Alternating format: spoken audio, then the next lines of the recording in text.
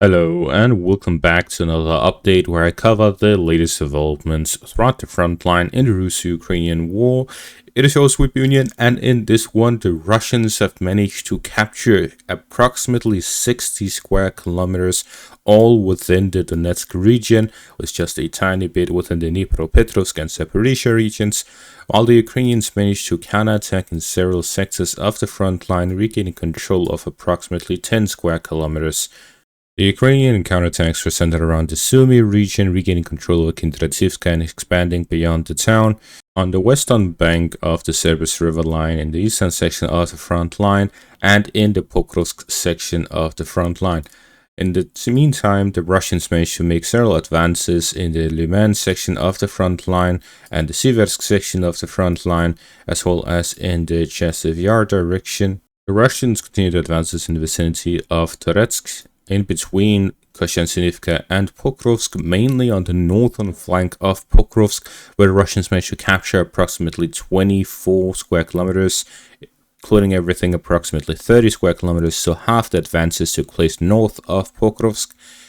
The Russians also managed to advance in the southwestern outskirts of the Donetsk region, spilling into the Dnipropetrovsk and Zaporizhzhia regions, where the Ukrainians also managed to regain control over some areas, which all puts the Russian advances at 60 square kilometers, with the Ukrainian counterattacks at 10 square kilometers, meaning a net gain of 50 square kilometers for the Russians. Some of these advances were over multiple days, so a conglomeration of multiple days of advances put into one report, both on the Russian and Ukrainian side. Starting out in the southwestern outskirts of the Donetsk region, the Russians managed to advance on the southern and northern flank of Demirivka, while the Ukrainians are counterattacking directly towards the town. And this is another example of the tactic that I explain in my 3 phases tactical analysis video of the Russian summer offensive, which you really should watch if you haven't. The tactic that the Ukrainians are doing is that whenever the Russians capture something, they try to counterattack before the Russians establish themselves, entrench themselves, and create a clear front line.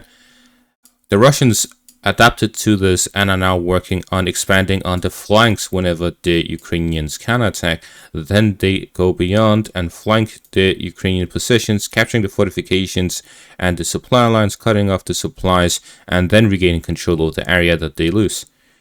In this scenario, the Ukrainians would recapture Temerivka and then go onwards towards Selenopole and Novopil, while the Russians will gain control of the fortifications to the south and to the north of Obratne and Temerivka, operationally encircling the Ukrainian forces, counterattacking the direction of Selenopole and Novopil, and then gain control over the area. To the north of Pokrovsk, another example of this has happened. The Russian advance towards Sqkm shows the Russians' continuous attempts at regaining full control over the southwestern outskirts of the Donetsk region, and they continue offensive operations along the first and second lines of defense in the Zaporizhzhia and Dnipropetrovsk regions from the south, attacking them from the eastern and northern directions, flanking them at their weak points. To the north of Voskresenka, the Russians continue offensive operations along the defensive lines of the Ukrainians, storming the defensive line here to the north of Oleksandrorad.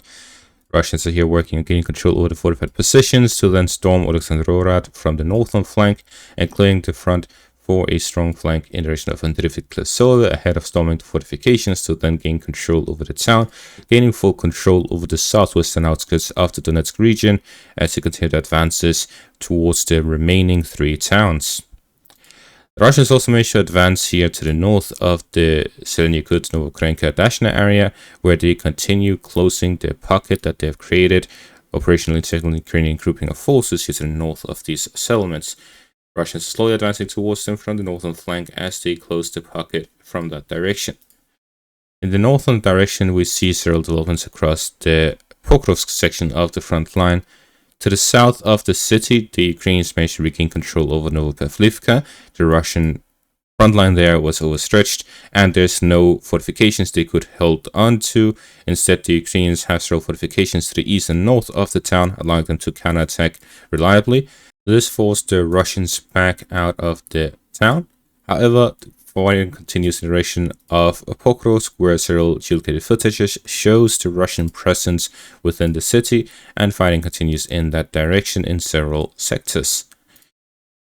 To the north of Pokrovsk, significant developments have taken place. The Russians managed to close the pocket of the Ukrainian counterattack in the direction of Razine. This opened up for offensive operations in the direction of Rodinsk and Chevroni Lyman. It also allowed the Russians to make significant gains on the northern flank, pushing through the capture of Satichok, onwards through the northern road and the western road to gain control over the Dacha area, here in between Satichok and Sqkm, bypassing the town from the north,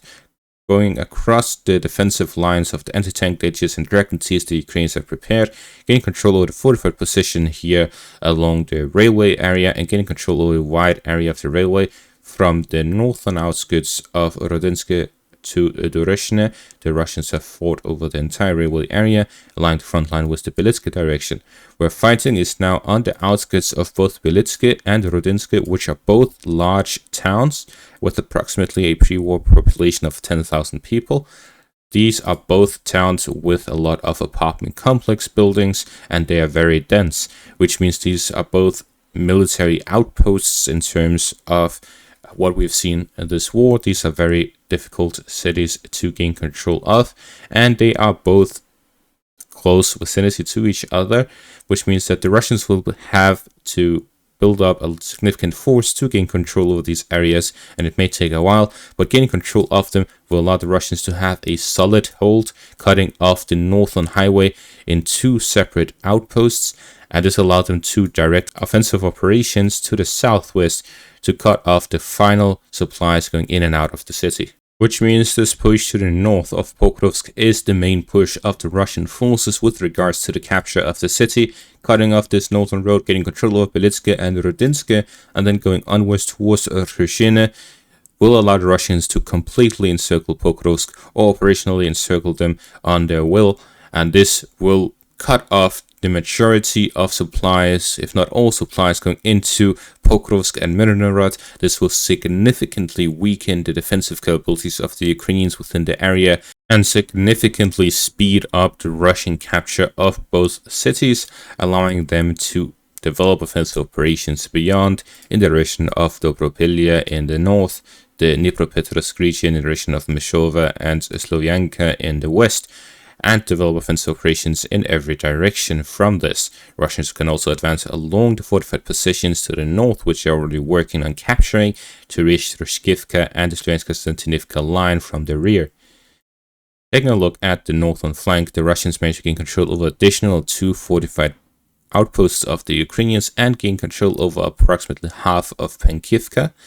The Russians were kicked out of Volodymyrivka, allowing them to secure the town for the Ukrainian side. However, the Russians continued advances on the western bank of the river line, allowing them to gain control over the fortified positions outside of Mayak and onwards towards Pankivka, gaining control of the fortifications there as well, as they continued the advances on the western bank of the river line, flanking Volodymyrivka from the rear, and with the advances to the east of Volodymyrivka and to the south of the town, the Russians will likely start fighting over both Volodymyrivka and Shakhove very soon. They'll look to cut off the supplies going into Volodymyrivka by advancing to the west and to the north of the town, following which they will storm them from the center to push them out across a river line towards Shakhove, where they'll have no supplies going in and they'll be under fire control by the Russian forces going out. And then the fighting will move onwards towards Shakhove, which is the last town before a small gap between the settlements in the northern direction, which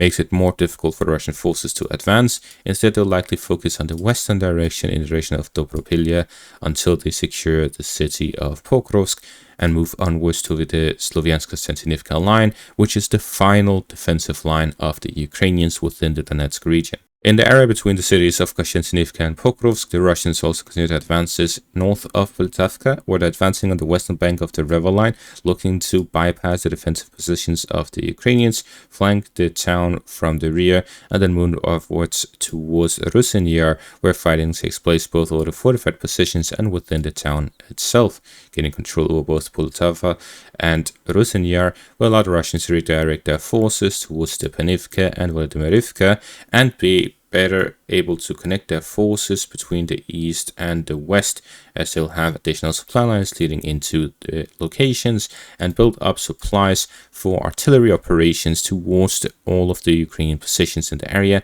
This area here in the Rosnya-Poltava direction is a great position for long-range strikes, as they can build up the supplies, and there's a large gap in terms of open fields between that and nearby positions, and a lot of settlements and fortified positions are within range of artillery. In the Kościanczynivka direction, the Russians advanced to the southeast and to the northeast of the city. Following the capture of Chasiv Yar, the Russians expanded and gained control over the fortified positions outside of Sqkm and started storming Predyzhiny as well, gaining control of parts of the fortified positions to the north of the town and a foothold in the eastern parts of it. Gaining control over Predyzhiny would put the Russians at the outskirts of Kościanczynivka. To the southeast, the Russians regained control over some fortified positions, restarting operations to operationally encircle the Ukrainian grouping of forces here to the west of Toretsk. The Russians already gained control over Novospassky and Shcherbinivka. The remaining parts is Kliban-Big-Katerinivka and the residential area along the railway area, which is not a large grouping or a significant force in and of itself, which means the Russians will likely gain control over the area fairly quickly, especially with the capture of Yablonivka in the west. They'll be able to start offensive operations on the western flank of Kościanczynivka and closing the pocket in the direction of the reservoir. The Russians will be securing the southern flank leading into Kościanczynivka and in the direction of the western flank as well. In the Siversk section of the front line, there's a small advance by the Russians north of Ivano-Darivka, flanking the fortified positions of the Ukrainians northwest of the town. Russians will here look to gain control of it and then advance in the southern flank of Verkhnokamensk, as Russians continue offensive operations to gain control over the southern and eastern flanks of Siversk ahead of storming the town itself from the southern, eastern and northern flanks. In the direction of Torske, the Russians managed to gain control over the central parts of the town. Combined with their recent advances in the south, the Russians almost have full control over Torske. What we're seeing is that a Russian advance in the Syrbiansky forest area significantly improved the positions of the Russians in the Torske direction. However, the Russians have yet to gain control over the fish farm, and there are still some areas which has supplies connected to them, which means that the Battle of Torske is not over, but the Russians are closer than any time prior, except for the time they actually captured it, to capture Torske before moving onwards towards Zareshne and the Lyman direction. Speaking of the Lyman direction, the Russians continued offensive operations on the supply lines leading into Lyman in the direction of Shchentrihulove, where Russians have covered half the distance between the two settlements. Now the Russians are on the outskirts of Shchentrihulove and Zareshne. At the same time, the Russians managed to gain control of the southern parts of Karpivka, crossing over the river line as well. The Ukrainians have attempted to counterattack several times in the direction of the eastern parts of Karpivka, regaining control of the eastern parts of the town, and in the direction of Rikudub. Now the Russians are launching operations on the flanks of the positions, both to the north and to the south, to gain full control over the river line here in the eastern parts of Karpivka, and moving onwards to gain full control over the town in the western parts as well. Gaining control over the entirety of Karpivka will secure the western flank for operations in the direction of Zareshne and Shchentrihulove, which will then allow the Russians to continue offensive operations towards the first line here in the direction of the Oska River line, and to cut off the supplies coming into Lyman from the western direction. Combined with the success on the eastern flank, the Battle of Lyman may be starting in the month of August. To the north of this, the Ukrainians made a small counterattack to the south of Rakivka, regaining control over this forest line and some fortified positions alongside it, cutting off the supplies leading into Rakivka from the south, leaving only the eastern flank resupplying the town, and the Russians have not advanced in this section of the front line for many weeks now. In the northern section of the front line, the Ukrainians managed to regain control over the entirety of Kindrativka and are moving beyond the town into some of the forest lines to the northeast of it to regain control over the area to the south of the river line. This will allow the Ukrainians to move onwards towards recapturing Kościanczynivka and Novokościanczynivka, as well as flank Oleksivka and Volodymyrivka from the western direction. This shows that the Ukrainians have sent reinforcements to the area to secure the positions and advance beyond it. Siversk has also previously stated that a priority of the Ukrainian forces should be to re-enter the Kursk region, which honestly, militarily speaking, makes no sense at all. The last time they entered the Kursk region was last year in August, where the Russians significantly sped up their offensive operations towards Pokrovsk. Now the Russians are storming the city itself, present within the central parts of it, and gaining control over a significant portion of the northern flank, which could threaten the supply lines in the entire western parts of the Donetsk region and begin the siege of the Slovensk-Konstantinivka line, which will eventually lead to the full Russian capture of the Donetsk region. Yet Siversk wants to re-enter the Kursk region. Well, I guess it's up to him. That is going to be all for this update. Thank you for watching. Make sure to leave a like, subscribe, check out my Patreon and YouTube membership for additional content. Thank you for watching and have a great day.